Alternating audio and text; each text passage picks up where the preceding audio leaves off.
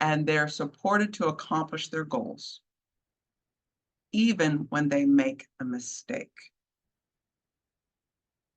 I want to clarify, even when they make a mistake, because everything's great when everything's cooking on all cylinders and what have you, but the minute make you mistake, that's when you really know that someone is behind you and wants to see you succeed. Basically, that they still believe in you.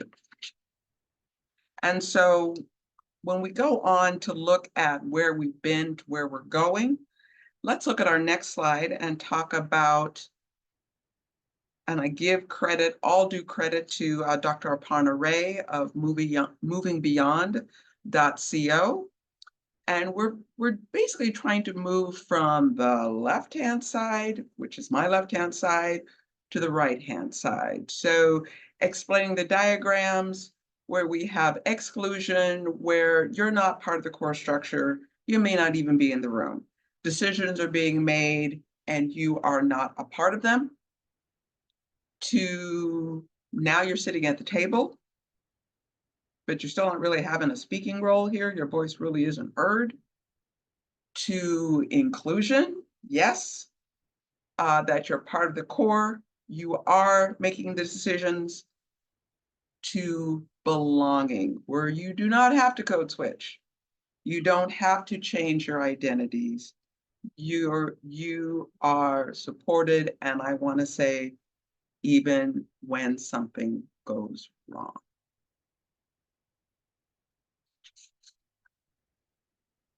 And so now we're going to have a short breakout session.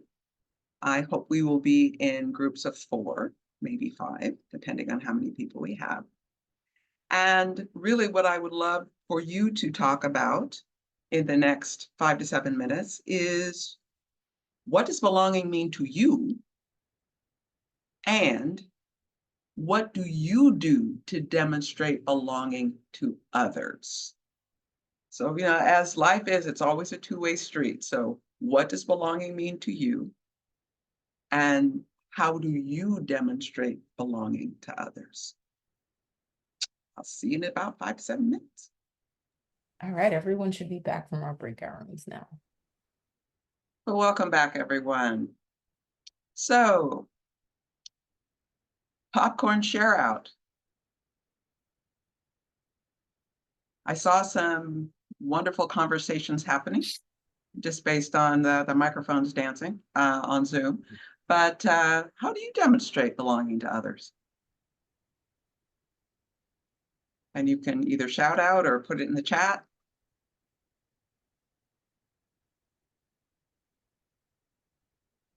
Being curious. Thank you. Pronouns, yes.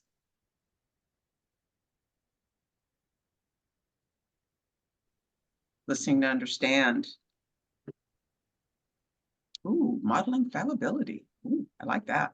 Thank you, Marilyn. Sharing and being vulnerable.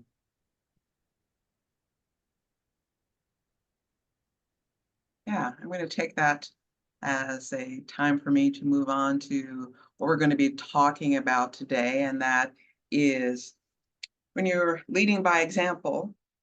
So what is your greatest strength? We all have one, maybe 2, maybe some of us are blessed with many. But what is your greatest strength or your unique gift? What is diverse leadership? What can that look like?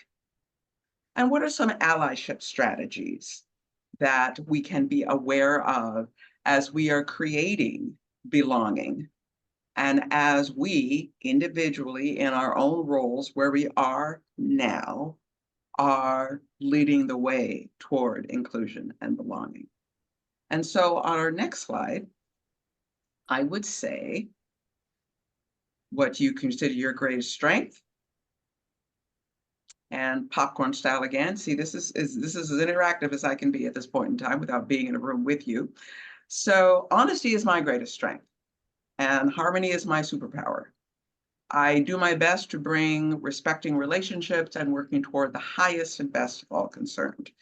Now, some of you may know, those of you who have known me in the past, know that I had a career in accounting and finance, primarily in financial institutions for a lot of my career. And so you really want your controller or CFO or your VP of finance to have a greatest strength that is honesty. You really want that.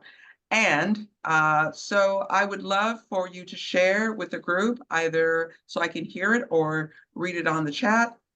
I see empathy. What is your greatest strength? What do you bring? How do you show up as your best self? Being loud. Creativity, kindness. I like being loud. Okay. A protector. Authentic. Supportive. A connector of people. Authenticity, empathy. Thank you. Ethical. Unapologetic. These are some wonderful words. So this is what I'm expecting, that when I have the absolute pleasure of meeting you in person or seeing you, this is what I'm going to experience. I'm going to experience grounding. I'm going to experience active listening, and anyone would be experiencing that. And so let's look at, once we know who we are, let's look at diversity in its many forms. And so many times we are talking about diversity in terms of a cultural sense.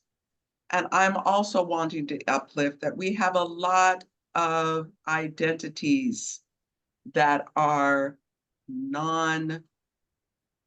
what I would say, visual. I want to say that specifically because there's diversity we can see, and then there are many invisible diversities that we all have in one way or another.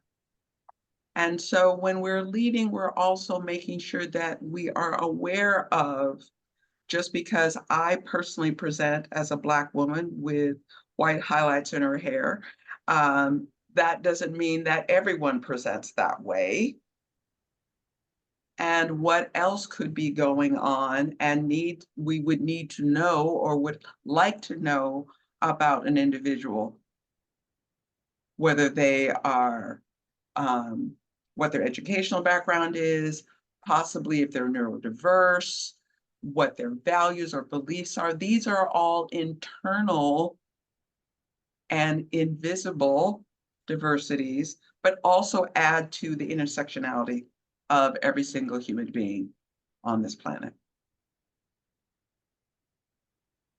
And so a way we can learn about those diversities and how to then lead a group of people who, of course, are going to be diverse. They're diverse in many different ways. And just like that iceberg, you've got the invisible, which is the larger one, and the smaller one. Let's look at a way that my organization, Foster, has a tendency to look at leadership. And that is the Foster ID for Inclusion and Diversity framework. And what it starts out with is always the self, which is why I wanted to know more about you all in terms of, who are you? What's your highest and best? What's your, what I want to say, how do you define belonging? What are your core values, core needs, or your greatest strength? So first, when you're leading, one must reflect on, who am I? And what am I bringing to the table? So can I speak about who I am and how I show up in my best self, in my highest and best, with my belief system? What do I bring to this team? What do I bring to my organization? And once I'm really clear about that, then once I know who I am and I'm comfortable with who I am, how am I valuing others? How am I valuing the others in the room? How am I valuing the differences? Thinking about that, those identities that I cannot see, but may be there? And how am I being curious, respectfully curious, so I know how to value you even more? So I know how to listen to you even better. And then Elsa, I think you clicked, something else is going to come up. There we go. Thank you so much. So how am I approaching the differences between us with learning and respect? And then what are the systems, policies, or practices that are in play that are going to widen the equity gaps or lessen the equity gaps?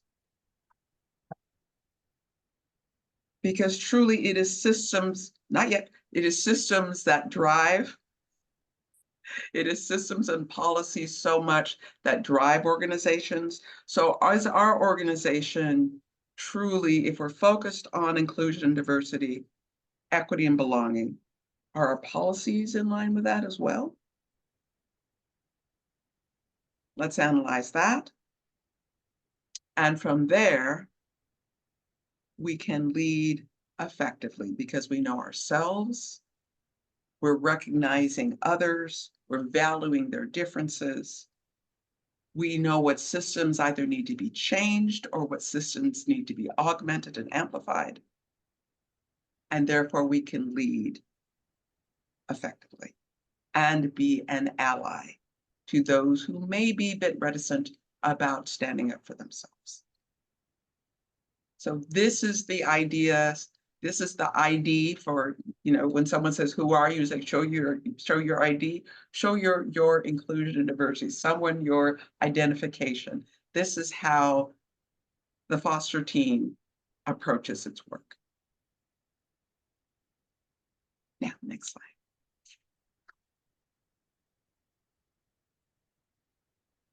And since we've gone up that ladder of self, valuing others, to systems and talking about being able to lead and ally. So what is allyship? We hear the term. What does it mean? So hopefully you've got either something to think about or write down, but ongoing and continuous efforts to use one's privilege, power, to amplify, support, advocate for others with less power or less privilege. Very lofty goal, something hopefully we are all striving to do every day. May also add these hows. How do we do this? So I will ask you to think about not only being open to listening. So I saw so many words about I need to be heard, being aware of one's own implicit biases, doing your research to learn more about the history of the struggle in which you are participating,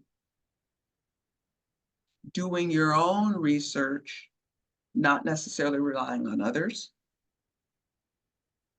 doing one's inner work to figure out a way that you participate in oppressive systems,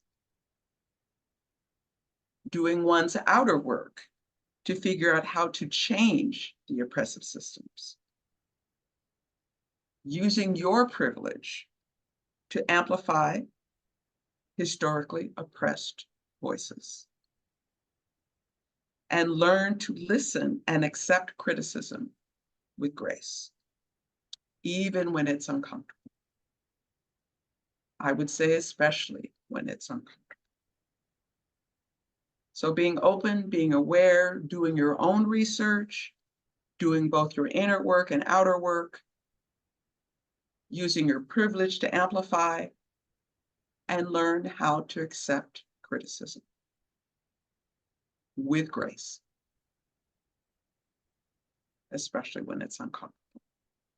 So I see a question, and I just want to hold that question until we have a question and answer period, if that's all right. I want to make sure we have time for our second breakout session. And so here are some allyship strategies, which may answer your question, but if not, we'll get to it. And we group them into basically 3 buckets. One is, as an ally, what can I do as an individual? I can stay curious. I can ask questions. Help me understand. It's one of my first questions. Help me understand. Not help me respond, help me understand. Observing. Just being mindful. Using inclusive language. We've talked about a few speakers before me have talked about, instead of saying, quote unquote, you guys, as compared to saying everyone, greetings all, good morning all. Checking my biases. I have them. Just because I'm in DEI doesn't mean that I don't have biases. I'm a human being first. We all have biases. So what's going on for me? And am I being mindful enough so I can use inclusive language? Ask, stay curious.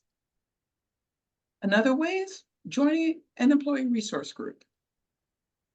Learning about maybe a culture, a process, people that maybe I don't get to interact with very often, so I know how to support them in the future. As a team, allyship is also about building relationships. Genuine relationships where you're actually caring about not only what you believe, but what they believe as well. Again, listening, always appropriate. Giving credit to others.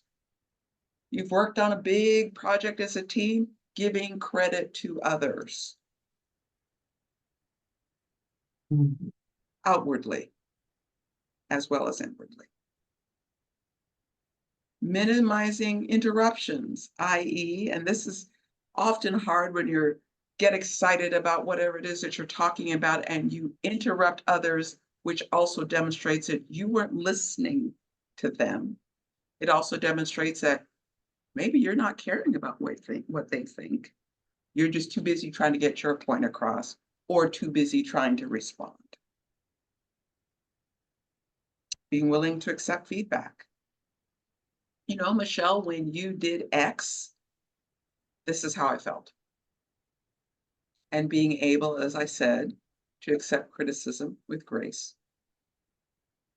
Taking a breath. As well as, I would also say another, help me understand. Help me understand where I missed the mark.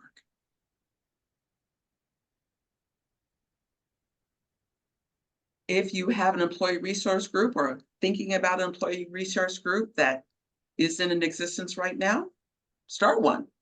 Start a group of people talking about whatever the demographic that needs to be represented. And last but not least, structural. Review policies that were written 10 years ago, policies that might have been written prior to COVID, only 4 years ago, may need to be revisited. So many of us have the opportunities now to work from home, which I will say in my role prior to this, working from home wasn't even an option unless you were sick. And now we have opportunities to work from home. And for some, it may be easier, it may be life-changing, it may be life-affirming to work remotely as compared to coming into a specific office every day. So reviewing our policies and procedures, another way of, who are we spending our money on? Either personally or at the school. What vendors need to be recommended so we are being more inclusive as a university? And also establishing guidelines for your community that demonstrate and uplift community. because community is made of all, not just a fraction of all.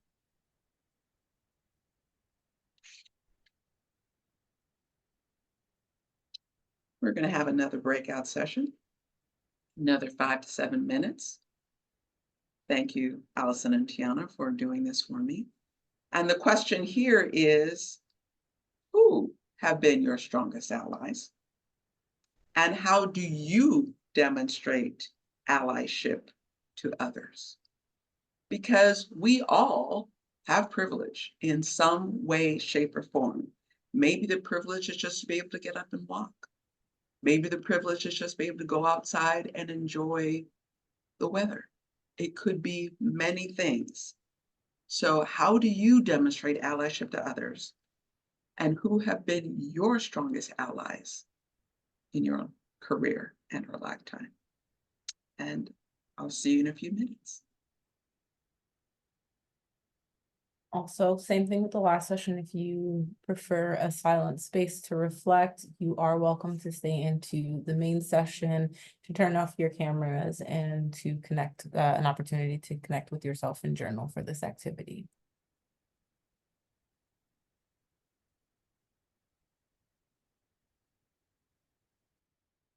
Welcome back, everyone. Thank you. So, who would like to share? And hopefully you'd be willing to come off mute. Either who have been your strongest allies. You don't necessarily have to name names, maybe a relationship to you. And how do you demonstrate allyship to others? I was partnered with Karen, and we talked about, I talked about my supervisor, and she talked about her co-lead as being our strongest allies at work. Mm-hmm. And both of us sort of touched on being able to be authentic with them. And for me, it's being able to be upset or angry in a safe space. So my supervisor holds that space. So if something upsetting happens, I'm allowed to be mad without being a fiery Latina.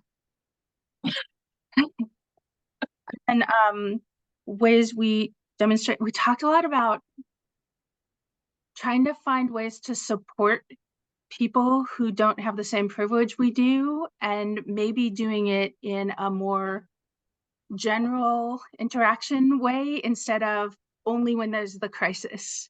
So Yes. maybe starting team meetings with questions like, what do people need to feel supported when you're having an issue happen? So we get that information before we enter those moments. Thank you, Jeanette.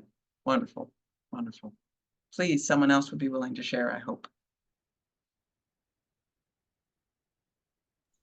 There's so many little squares. Yeah. I'm happy to share. Thank you for asking. First of all, strongest ally, I can call this amazing human being out. It's Tom Jacobs. We had him in a workshop earlier.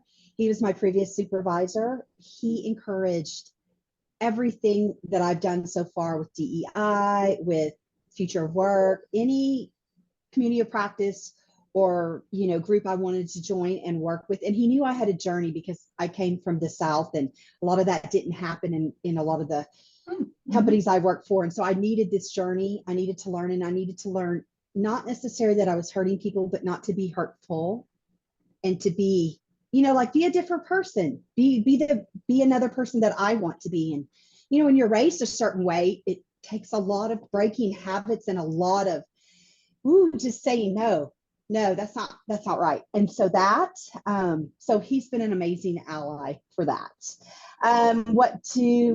What would I do to demonstrate allyship? Just being a part of this journey, being a part of the work, doing the work, and then being an ally in a meeting with my own team or with another, group that I'm partnering with. Mm-hmm.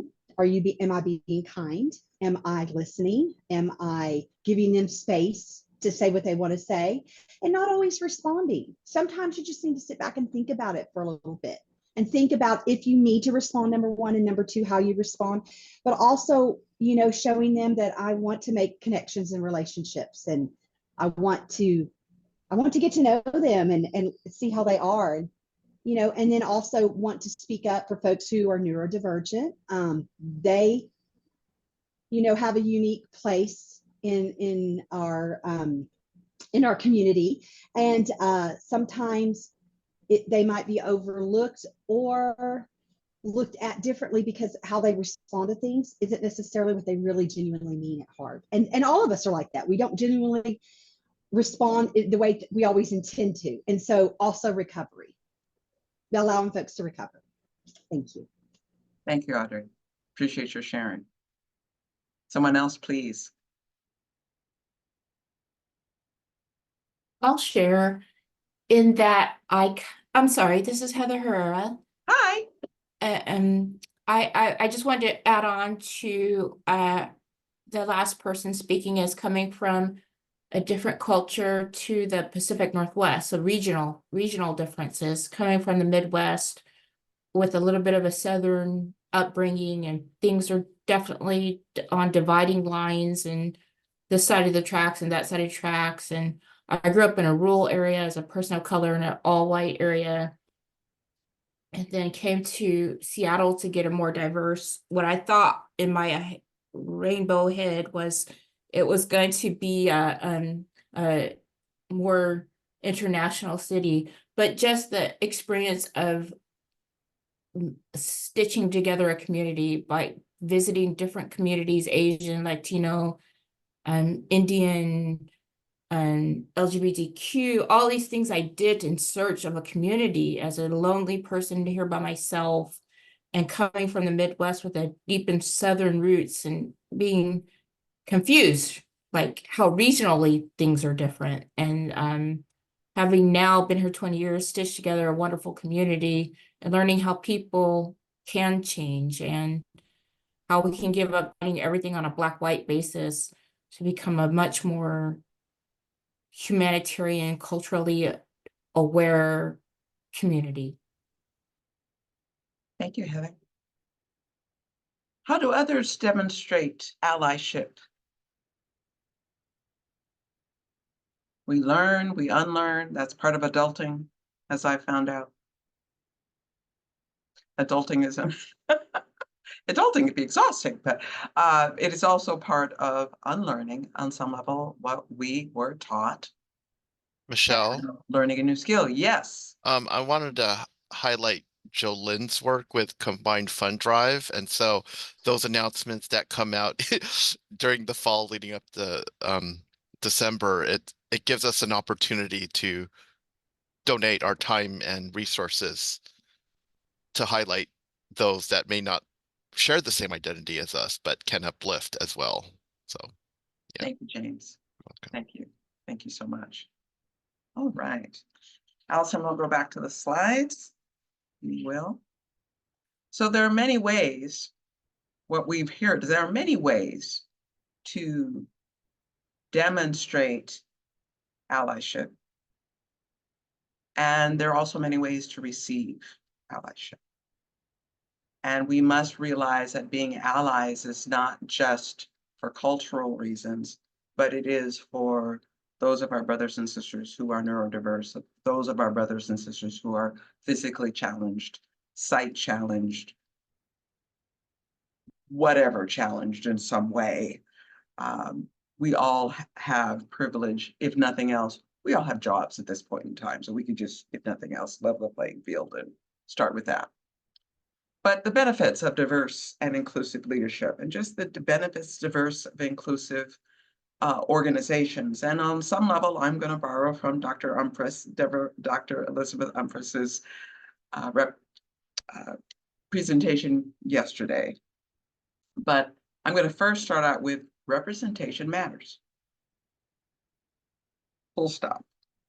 When people can see themselves in their leaders, when people can see themselves in their organizations, what does it do? It allows people to dream.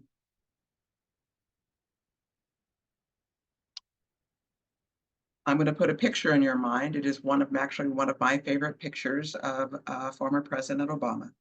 And that is when he was in the White House. He was dressed in his dark suit and tie. He's in the Oval Office and he is bent in half so that a little child can touch his hair. Some of you maybe remember that picture. It is one of my favorite pictures of Mr. Obama because that child in that moment, when that child realized that they had similar hair, that child possibly dreamed that one day that child could be president. I just hope I live long enough for that child to be president. But the point is that when one sees oneself, one thinks, oh, maybe I can do that too. And if you bring belonging in there, it's not only maybe, but yes, I can do that too. When you have diverse, inclusive organizations, diverse, inclusive leadership, ideas, synergy happens. There's lots of talk. There's lots of not only brainstorming, but there's also creative solutions that happen when you have multiple views at the table. And all of those creative solutions and all of that talk may not stick right now, but may stick at a later point in time. You have successful outcomes. And of course, I'm from business school, so we also look at profitability. And that is something that Dr. Elizabeth talked about yesterday, about there are financial benefits. Not only there are moral benefits, but there are financial benefits as well from having a diverse organization and diverse leadership. And lastly, you just can't have people at the table. You need to recruit, we need to retain and support them, and we also need to allow them opportunities to grow into more and more responsibility. These are organizations that are engaged. These are organizations that are successful. And then when you actually think about it, why should an employee have to leave to get ahead? That is something that is very, very common in corporate America. I have yet to understand it, but I just realized that it happens. I've seen it. I've experienced it, but also retention of employees and retention of a diverse community is critical to success. And now I've left time for questions. So if you can stop the sharing and I can see names or faces, and I am more than willing to hear your questions.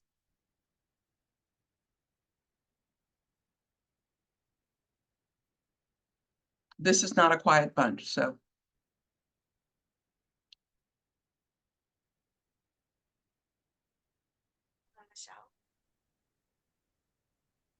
My name is supposed to be Veda, pronouns she, her, and hers. Can you hear me? I can. Hi.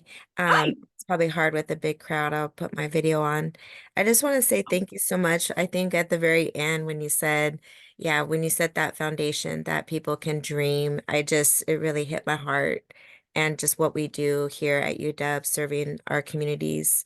And just that's why I do what I do, right? And so it really was inspiring. I just want to say thank you. You're welcome. Teaching people to dream or allowing people to dream is critical. That's how we create. That's how we start to create who we want to be. I love asking people, what do you want to be when you grow up? Now, I ask that of every interview that I've ever had, because it gets to that childlike place where someone just blurts out, just like children, I want to be a fireman, I want to be an astronaut, whatever. I want to, it's not necessarily be a doctor or nurse, I want to hunt fireflies. I was like, whoa, okay. How can I support you to do that in this role that I'm hiring you for? Thank you, Felicity. I appreciate you. Someone else.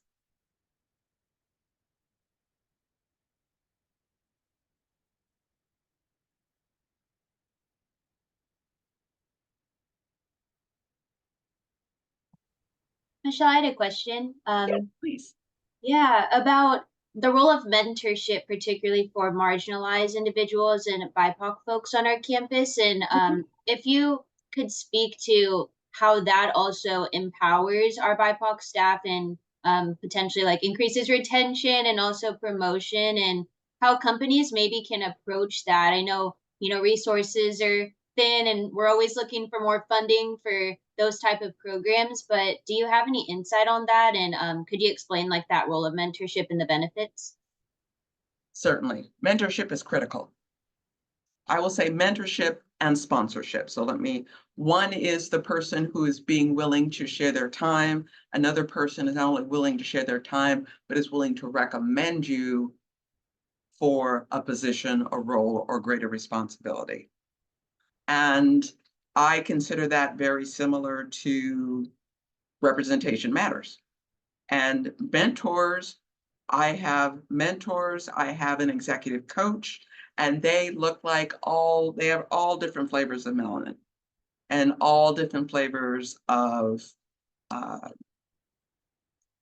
abilities. And what I mean by that is one of the best mentors that I've had since I've been on campus has been Thomas Seafair Lopez. I'm grateful and happy that he's graduating, but he's taught me a lot about how to be inclusive of disabled people or people who identify as being disabled.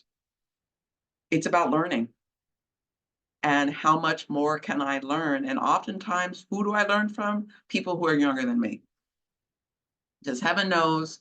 Thank you, Allison. Thank you, Tiana. I would not know of how to have done all this on Zoom with breakout sessions by myself. I depend on people who are not only, yes, as I say, look up to in terms of age, but also people who I look up to in terms of abilities. And so the one thing about mentorship that I would say is when you see someone who has qualities that you want to, I will say emulate, not mimic, but emulate, ask them. Ask them. May we spend some time together? May we have a coffee together? Ask them if you want them to be your mentor. I wouldn't ask for sponsorship immediately, but I would ask for mentorship. Get that relationship going, whether it's a mentor who is within your organization or outside of your organization. And then I would ask for absolutely candid feedback, what I would call kick butt feedback of what do I need to do to make it to that next level, in your opinion? How can I want to be X? I'm now Y. How do I get there? And ask for candid feedback. You need to know how to X. And that's when I'm saying hearing feedback with grace, even if it's uncomfortable. Thank you for that question, Tia.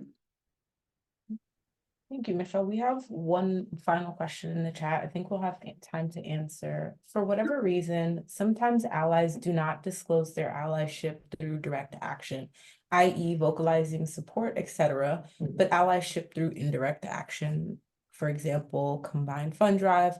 What is the best strategy for an ally to use, direct or indirect advocacy and allyship? Best strategy. I'm going to say the best strategy is showing up as your full self, whatever that looks like. So years and years ago, one of my mentors and sponsors taught me about full participation. And full participation for me is how do I show up and participate as best I can? I do not believe there is a right way or a wrong way. I believe there are, as the question said, there are many ways to show allyship. Question is, how are you showing up and fully participating. Maybe you're showing up and fully participating by listening. Maybe you're fully participating by sharing, and maybe you're fully participating by doing.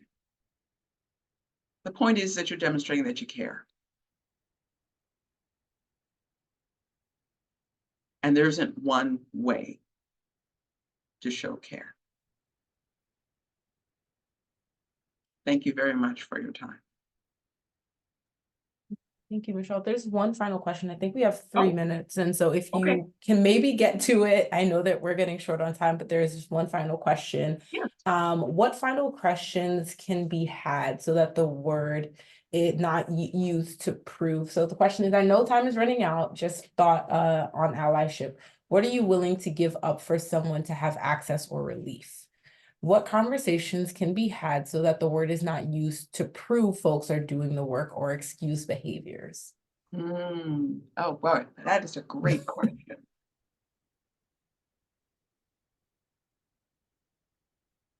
I think you have, well, let me say I have to check my own boundaries and ask myself, am I doing this because I need to be seen? And if I am, that's my insecurity. And I need to own that. Or am I speaking, doing, saying something truly to be supportive of someone who is different than I am? But if I'm doing it to be seen, it's going to come off as fake. But if I'm doing it because I care and because I would want someone to do something for me if I were in that same situation, then my intent is pure. And I think we all know when our intent is we just need to be seen as compared to we truly are getting through this with our whole heart.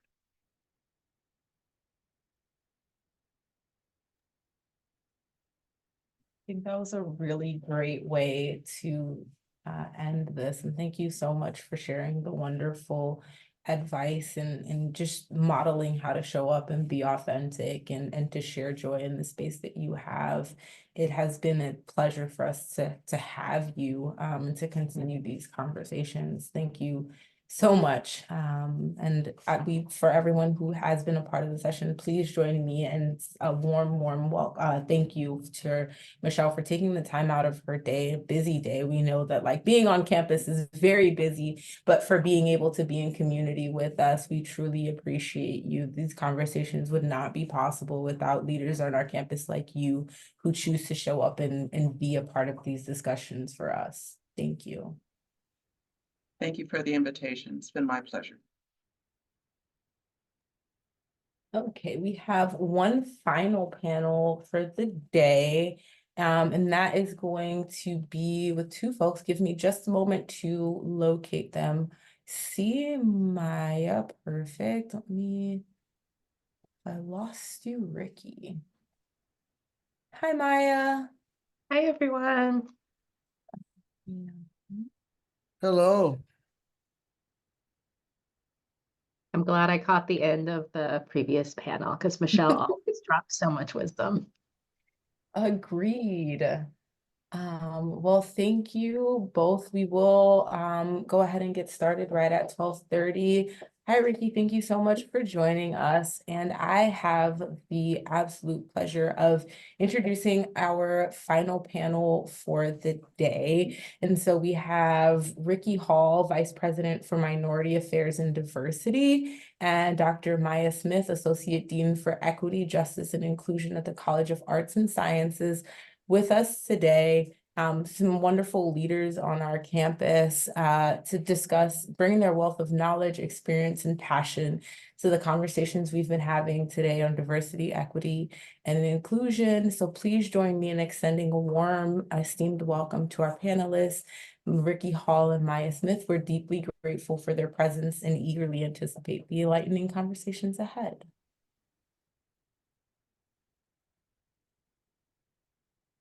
Thank you, And so- everyone, for being here. And we will get started, and this is going to be question style. So my colleague Tiana Cole will ask the first question. Yeah, thank you so much, Allison, and thank you, Maya and Ricky, for being here. We're so grateful to be in community with you. And starting off our conversation on achieving equity together through actionable DEI efforts, how can we stress the importance of diversity, equity, and inclusion work when many efforts are being repealed across the country currently, particularly in higher ed when there's so much scrutiny in this space? Yeah, thank you. Ricky, do you want to take that or you want me to start? Why don't you go ahead and start and I'll follow up. Yeah, sure. Yeah, I mean, this is a great question. We all know the moment we're in here, and a moment that can be draining. I think part of what we need to do is sort of get straight in our minds why this work is important. I think as a whole, we are often being reactive. And when we are proactive, the action is going in the wrong direction, often. I say that because, thinking of, for instance, the Supreme Court decision that came down last year, which was quite a narrow decision, affected only admissions, and didn't really affect us too much in the state because we already had pretty restrictive sort of rules about what we could do because of I-200. And yet we see across campus people changing the way they do things and rolling back things that don't necessarily need to be changed based on the law. And so that's not to say that there aren't further restrictions coming, but I think part of the issue is that we are reacting to things that we don't need to react to, as opposed to being proactive in the ways that we are living through our values and doing the things that we want to do. I think it's important to note that anti-DEI proponents, this movement has been very successful in sort of misrepresenting what DEI work does, and doing a good job of stoking fear to rouse opposition. And this, I was struck by something, Ricky, I think you were there too at NADAHE this year, which was in Seattle. We were very fortunate that the National Association for Diversity Officers in Higher Education was here this year back in March. And one of the keynote speakers, Damon Williams, talked about really pinpointing how this is a structured and highly coordinated political, electoral, media, legal effort to sort of halt any sort of movement forward that we've been able to do. And because this is such a coordinated effort, it requires a similar response. It requires us in higher ed needing to talk to other universities and supporting each other across universities, but it also requires K through 12, working with K through 12 partners, corporations, foundations, healthcare, to be proactive in how we're responding and have a multi-pronged response through media and legislation and judicial, electoral, and community engagement and whatnot. And so I would just say that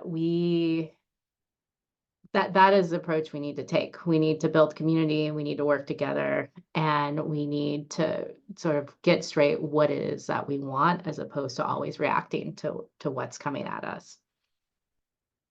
Sure. No, thank you, Maya. All of that. Well, first, before I do that, just let me thank you all for the invitation to be with you all today. It's always good to be together in community talking about issues that are so important to the communities that we serve. I say to all of us, but also to the university and larger society. So thank you. Thank you for your interest. Thank you for the work that each of you all do every day. Maya is right on. So many of the things she said, I will echo and just add a bit more. One of the things I'd like to remind people is this anti-DEI efforts. This is not new. It might feel new to some people because it's happening more often and it's a larger scale and it's happening in more places.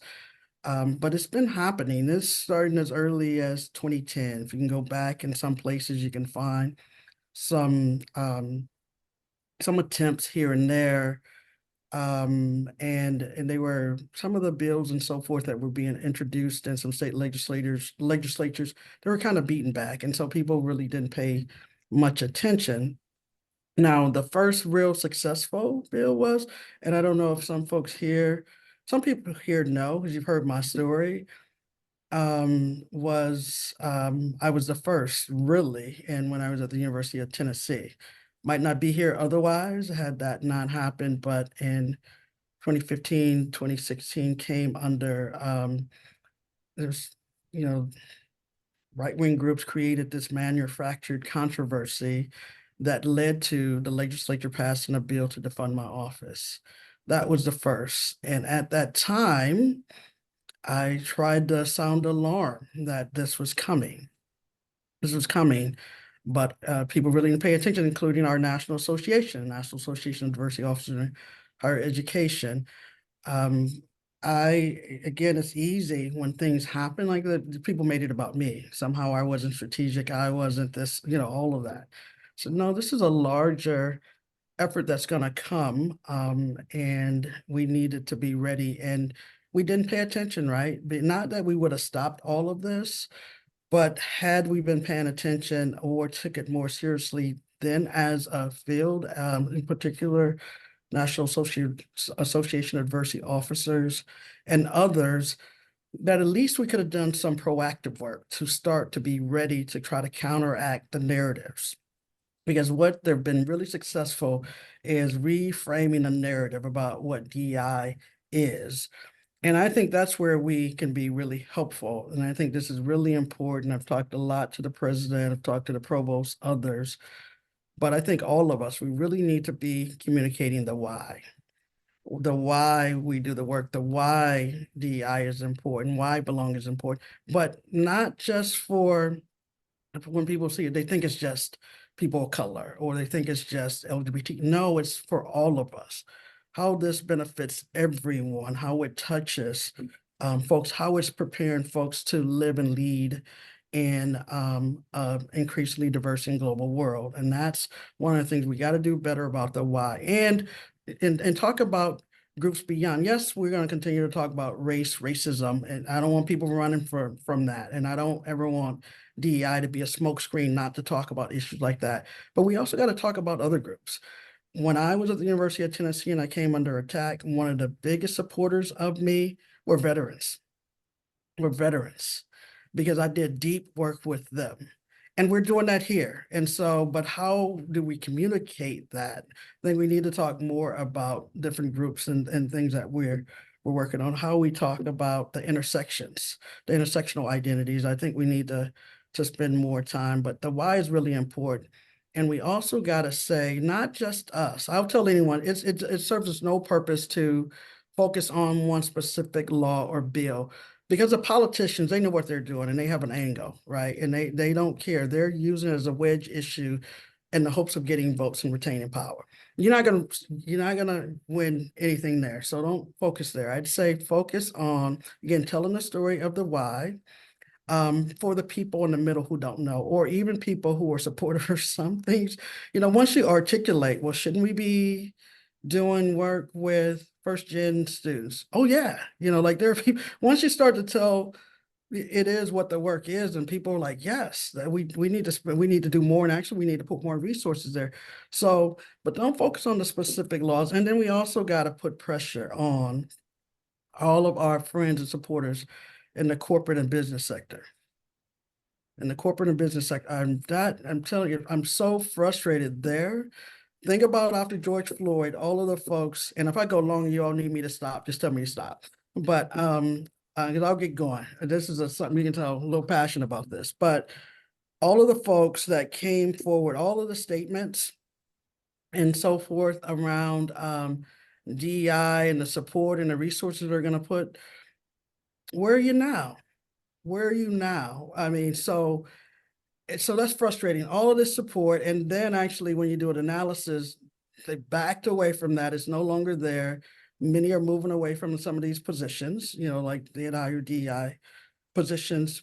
But set all that aside, part of it is, okay, if this is really important, you also need to be part of telling them why, because they're going to listen to business, corporate in a different way than they're going to even listen to us in higher ed, right? And so I think that's really important that those folks be challenged around. And if they don't have the language they don't know, then work with some of us inside of higher ed. We can help you develop what those talking points are and how you do it. And again, I'm not asking anybody to speak to any specific piece of legislation, talk about why it's important, or otherwise quit calling me and asking how you get access to our students because you were trying to create a diverse workforce. Stop that. That's the stuff that angers me. So either you're in it or you're not. And then really challenge the notion of, is this really a commitment? The one thing that I appreciate about some of the folks who are opponents, that they're clear about the why, and they're committed to, and they have conviction around this, right? And if there's a lawsuit, they don't just roll over.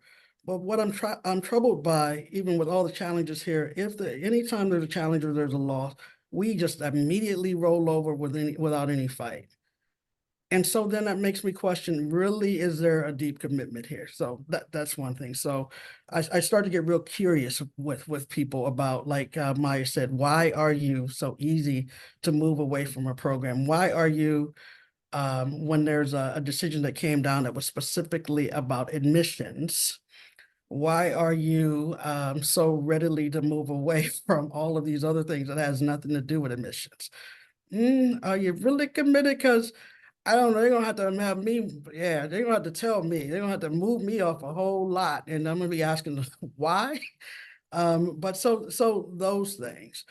Then having said that, I do think all of us have to do our parts to ensure that our programs and activities are permissible within existing laws, state and federal laws that are there.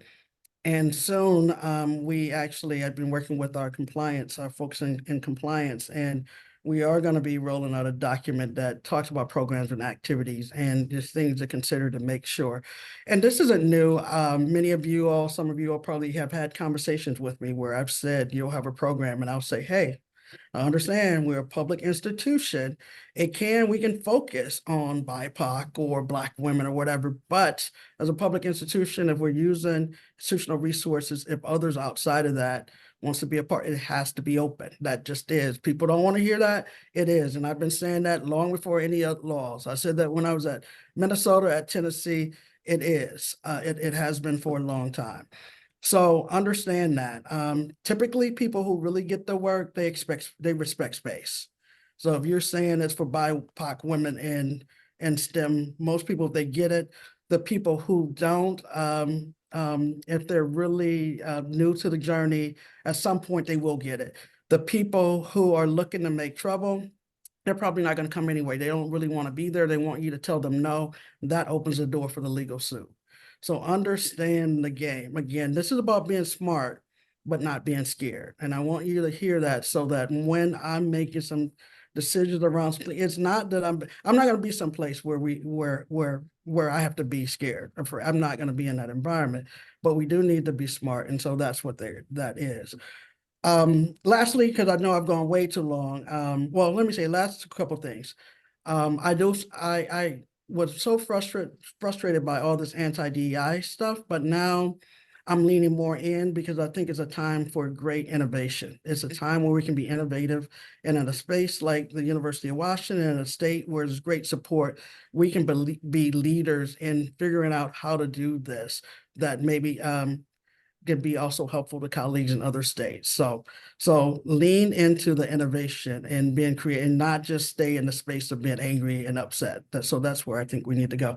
And lastly, it's so important to take care of yourselves and also give grace to others in this space. We will make mistakes. We're not always going to have it perfect. And there are going to be days where we're going to show up and we're not going to be our best selves, because right now I'm excited about the innovation. There are days when I am pissed off. just is. So give grace for that. And again, sorry for the long-winded response to this. But you can tell I have some passion around it. Oh, thank you so much, Ricky. That was actually a really great segue into our follow-up question. And I heard you speak a little bit to this in terms of like leading with curiosity, asking why, and giving grace. But our follow-up question was, how can we change the conversation from resistance to DEI initiatives to one that inspires and empowers individuals to actively engage in diversity work? Yeah, I already talked about that a little bit, so I'm gonna defer to my colleague and she can add to and to what I was talking about there.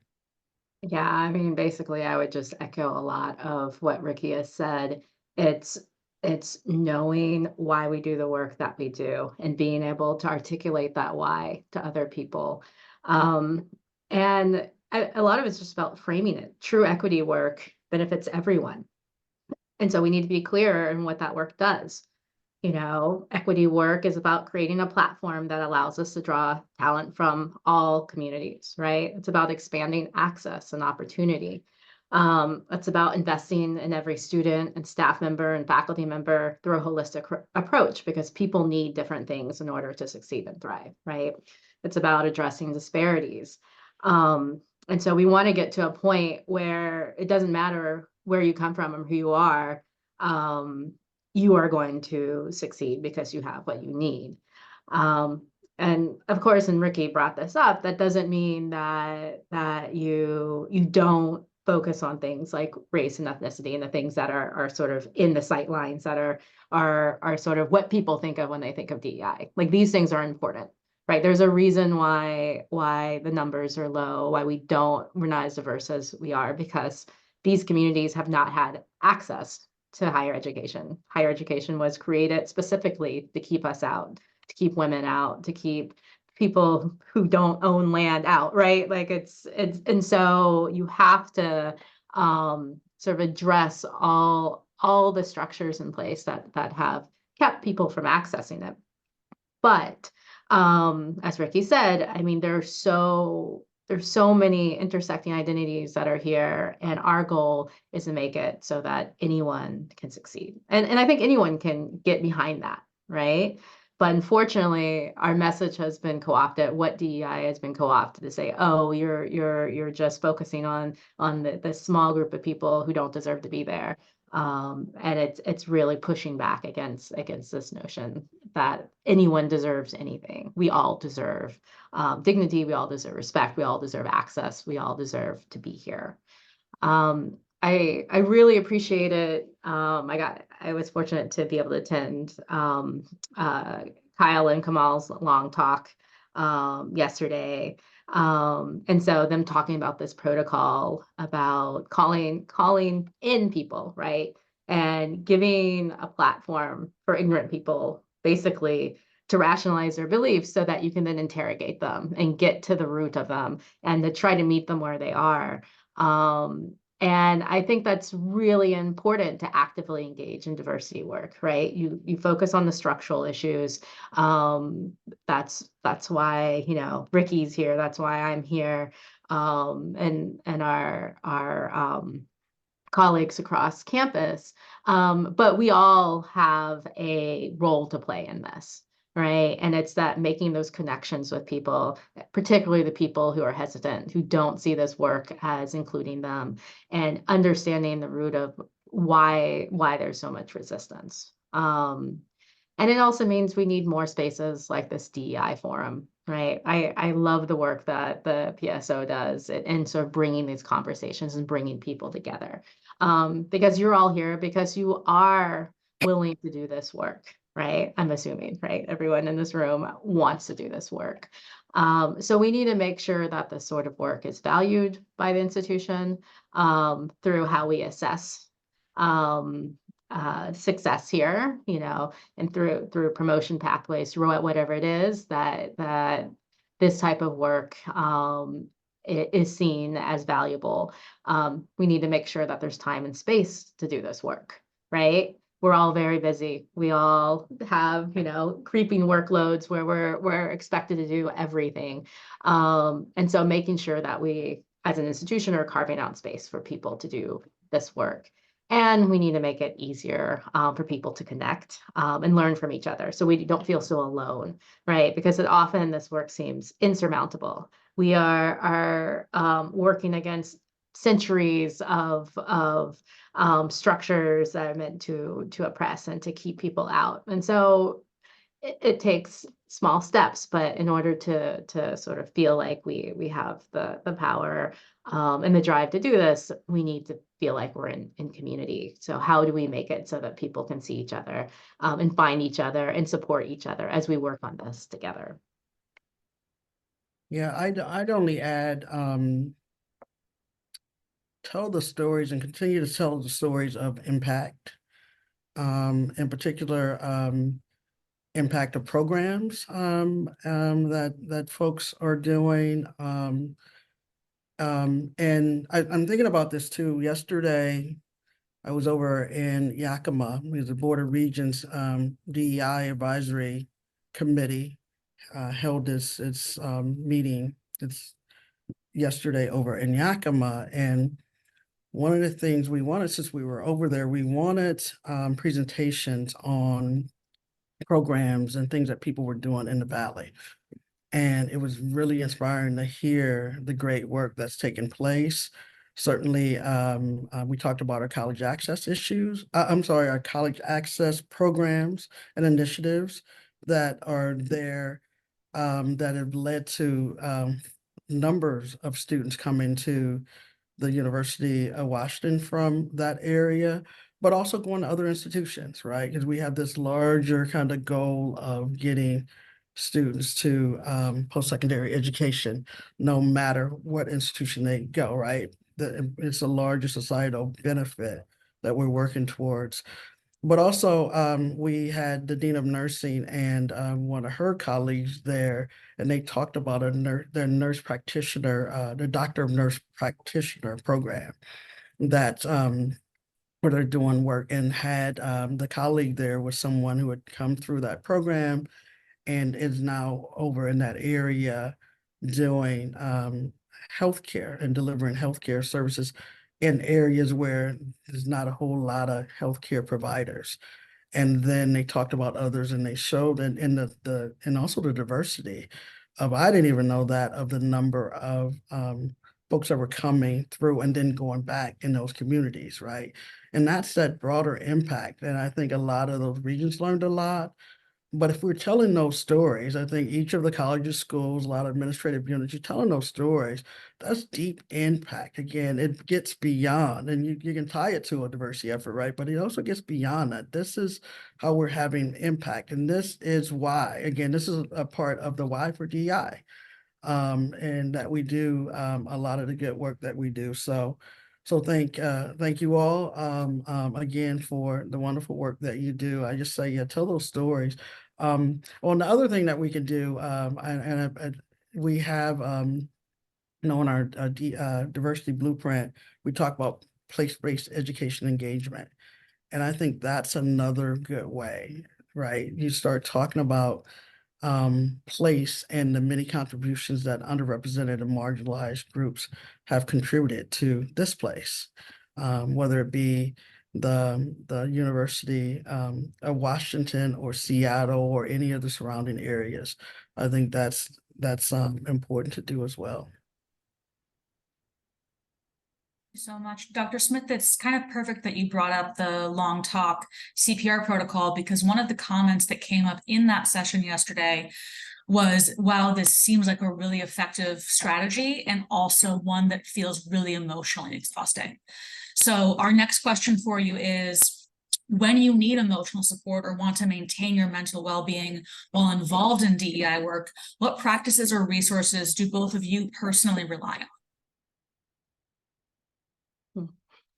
Yeah, I rely on a lot of resources because it is hard. And I even noticed it back in the fall when, you know, everything that's happening worldwide and everything that's happening on college campuses. And it's still rough, but it reached a point where I was like, I don't know how much more of this I can do. The thing that has been, I would say, life-changing from the fall until now is that I reintroduced my swimming practice, which I hadn't swam since, at least on a regular basis, since 2020 when COVID hit and the pools closed. And then the pools were closed indefinitely and didn't seem like they would ever open. And they opened, a renovated pool opened up in November, and I started swimming again. And I swim every day. And it's hard to fit it in, right? Because I have to do it during work hours, and then I have to catch up on my work late at night after my 3-year-old is in bed. But it was such a change in sort of how I navigate the world, because water is so calming for me, and getting that 30 minutes of exercise and that repetitive movement where it's meditative for me. And so I move everything around in order to do that. And I recognize that, we all have limited time in the day, but this allows me to do the work with more energy and more passion, because I'm restoring, I'm restoring the mind, body, and soul by being in that water. So, everyone has something that does that for them. So it's identifying what that is and making sure that you create that time, even when it feels like it's impossible. So that's one thing I do. I've touched on this a lot already, but the community building is huge, right? So having check-ins with your tribe, your crew, people who nourish you, figuring out, just reaching out to people, reaching out to friends, but also reaching out to people who are doing similar work, having a space to be like, this is what I'm dealing with right now. How I don't know what to do. Because they might have some ideas they might be dealing with as well. They might have just figured out a solution for their issue that you can take something from. Other things that I do is I've been avoiding social media. It's just not effective, right? I will pop back in, pop my head out every now and then, just to make sure that I know sort of what are the general things that are happening and how that they're being reported and understood. But then I just put it away, because you get into this where you just, at least I do, it's like I see something and then I have to, I go down rabbit holes, and then an hour has passed, 2 hours has passed, and I could have gotten the takeaway after 5 minutes, right? So it's really creating those boundaries, doing things that bring me joy, art, painting. Again, I don't normally have time for these, but if things are particularly difficult, I say, hey, I'm going to just give myself half an hour here to just doodle, draw, whatever it is. So just taking small steps, even when you don't have the time to do it. And yeah, I'm sure there's others, but being with people, being with self, those are two things that I think are really important.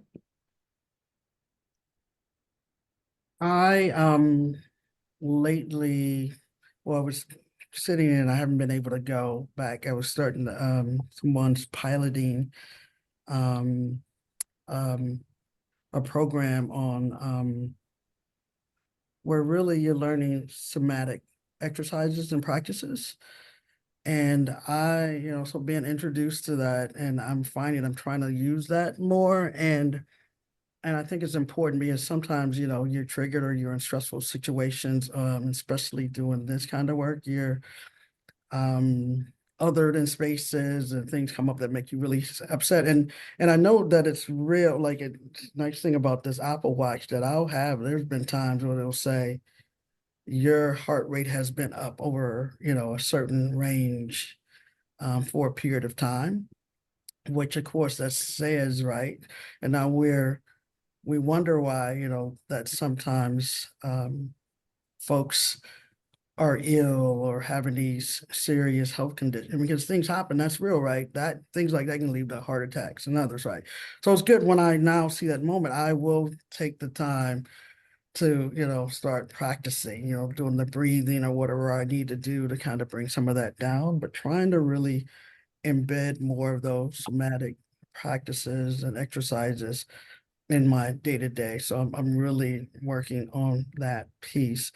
It's really important to do activity, and I'm going to say I used to be really good about getting in at least 30 minutes of a workout every day. I'm going to say I've kind of fallen off, but I need to get back, and that I've been talking about it. I need to move beyond talking about it because it's so important, and I notice when I do that it really relieves a lot of stress. That physical activity, whether it's on a treadmill, whether it's riding a bike, or whether it's a long walk outside.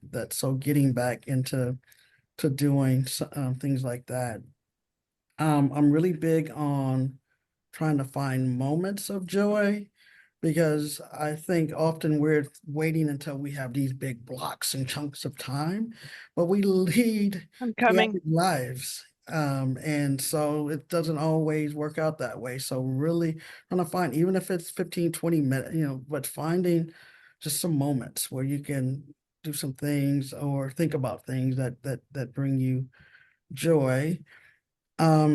And then lastly, I believe in having guilty pleasures.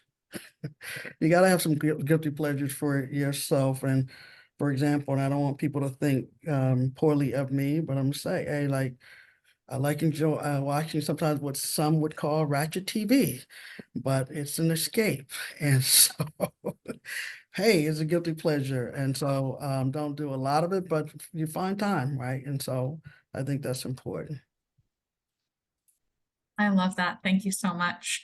Our next question is, we're really sort of looking for your behind the scenes input. A lot of us are doing the best we can through the spheres of influence that we have, mostly within units, I think. But you two are both working at sort of a much larger university-wide level.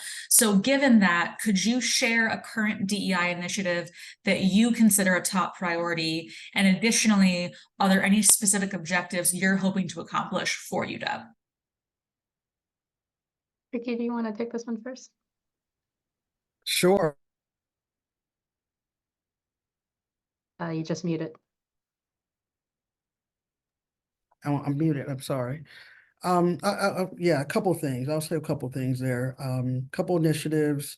One, kind of piloted last year, went well, so we're going to continue with it. And you may have seen announcements about it, is our anti-racism leadership institute, which will be happening again in July, and excited about that. And it went really well. Maya actually was a participant last year, and I think we saw the evals.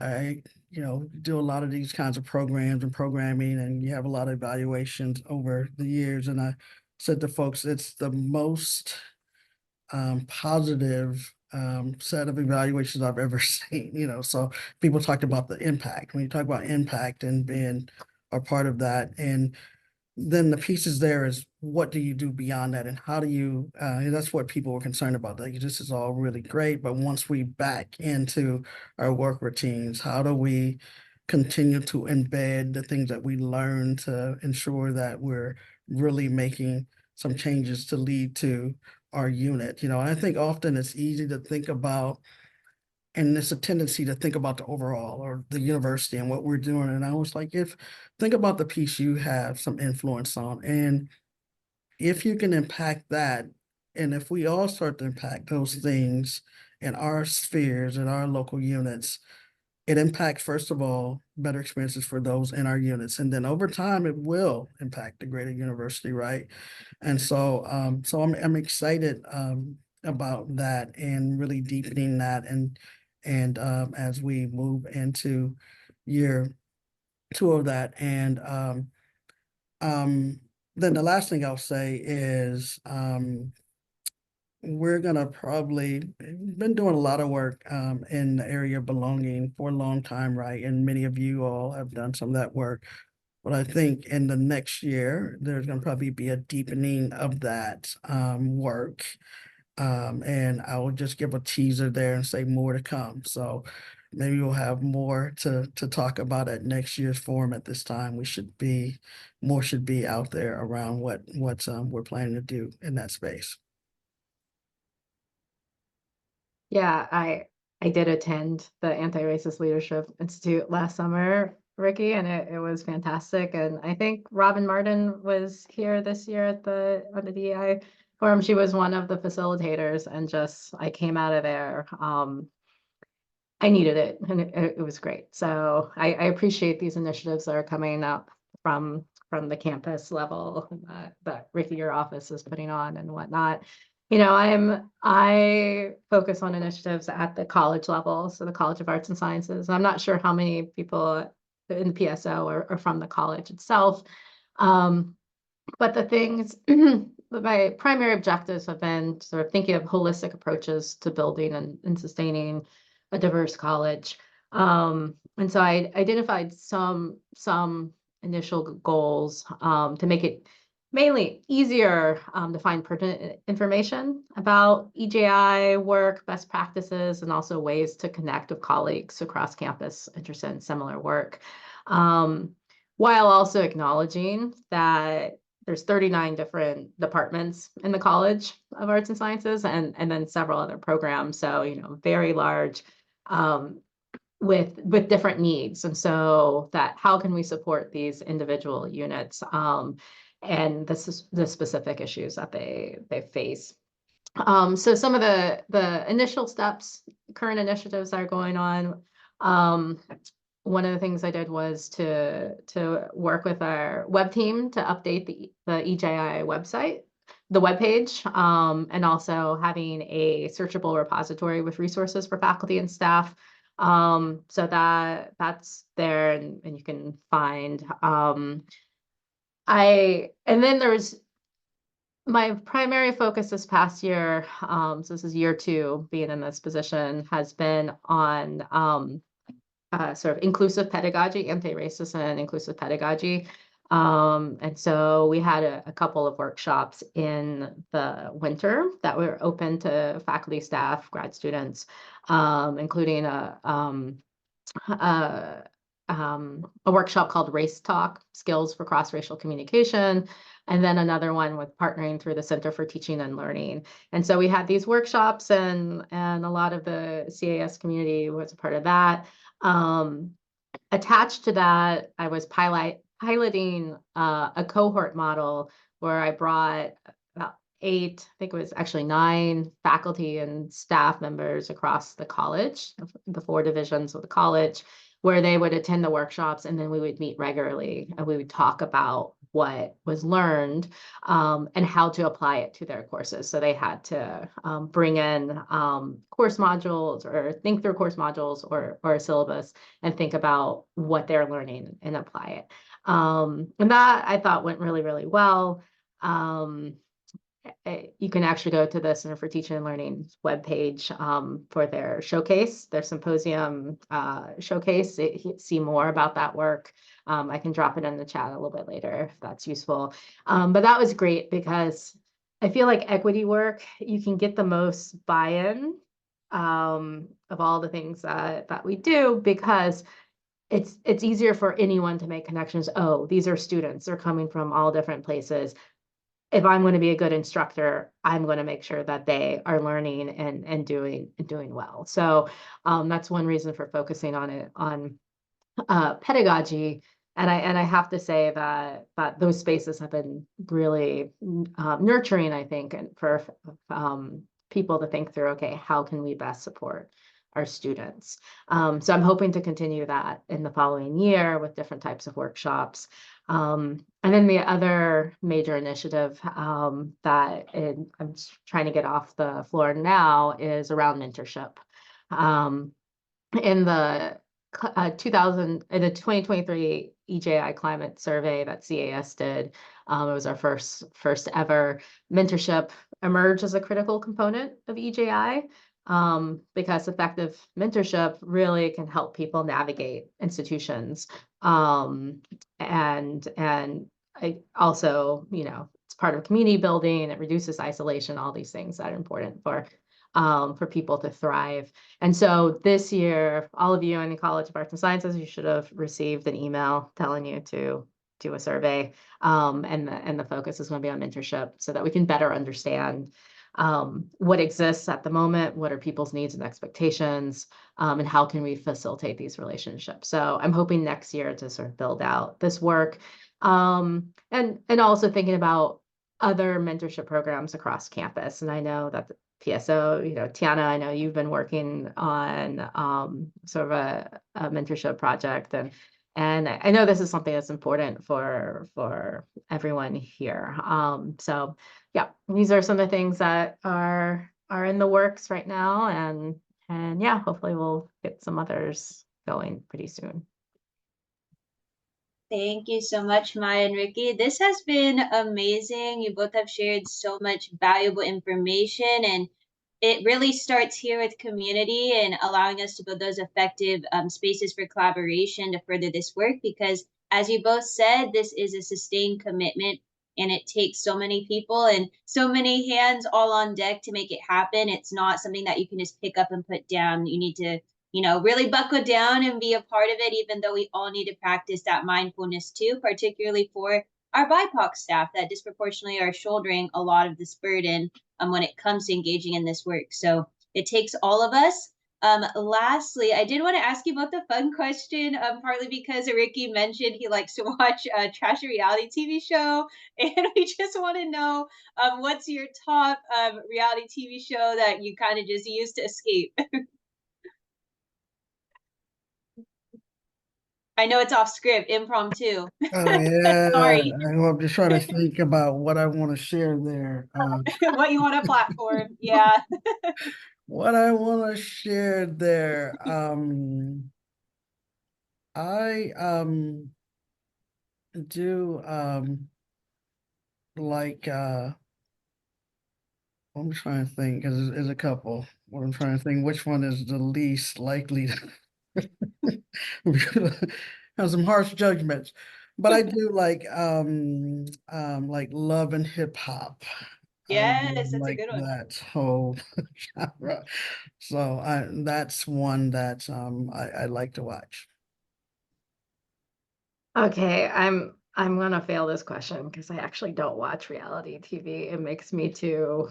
You're smart for that. That's just good. can't do it. But I do have my shows that give me life, and so I would say Abbott Elementary. Yes. It's just So everything. funny. Yes, so funny.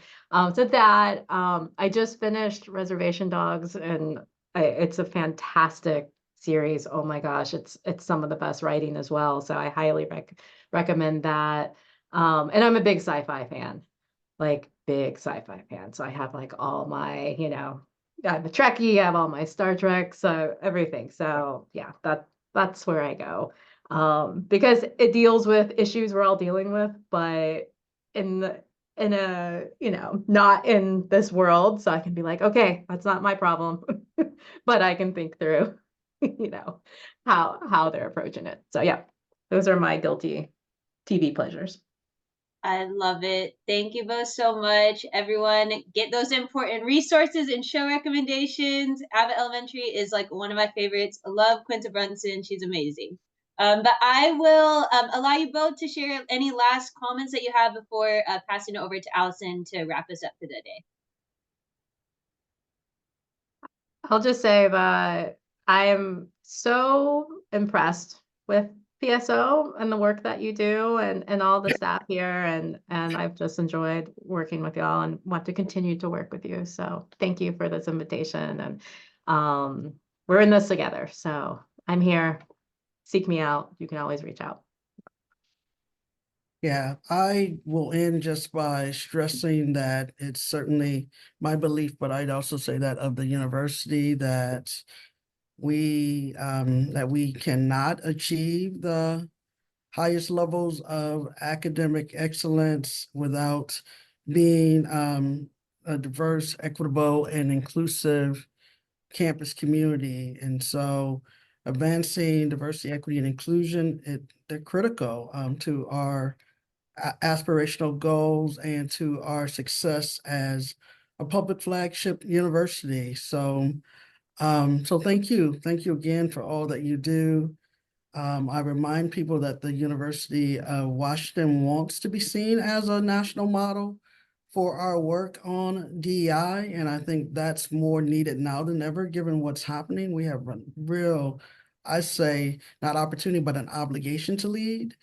But for that to happen, all of our colleges and schools and campuses must be leaders as well. So thank you all for all that you do in your respective units and in your one-on-one interactions on a day-to-day basis. As Maya said before, it takes all of us actually pushing together, moving forward, if we're truly going to transform the university. Thank you. Thank you so much, Ricky and Maya. And Maya, for anyone I don't think that is in the College of Arts and Sciences, the survey that you mentioned, you just briefly remind folks where they can find that. Yes, you would have received an email from me with a link to this anonymous survey. So hopefully you have. If you're in the College of Arts and Sciences and you have not, please reach out so we can figure out what's going on. Perfect. Thank you so much. I just wanted to ensure that that gets done. And then I know that I did see that. Can you just remind folks who are potentially in the College of Arts and Sciences when that is due? That is due next Friday, the 10th. Okay, Yeah. perfect. I'm just making a quick plug so that folks Yeah, can no, do it I while we really, have the I audience. really appreciate that. So thank you so much. Thank you, thank you. So if you are joining us from the College of the Arts and Sciences, please look out for an email from Dr. Maya Smith to get that completed. And I really want to thank you both for being in community with us and joining and answering the really fun question at the end. I know it was a surprise question. It really gave us the opportunity to see a little bit more personality, get to know you a little bit more. And I know that I truly enjoyed it. And especially after the depth of the conversation today was a really great way to end and be able to see you both as, you know, showing up authentically and who you are. So thank you so much. And thank you so much for every time we reach out to you to always being willing to engage in these conversations and to be able to be here with us. Thank you both so much. And there's so much thank yous in the chat. But yeah, I just really want to say thank you to you both. We appreciate you immensely.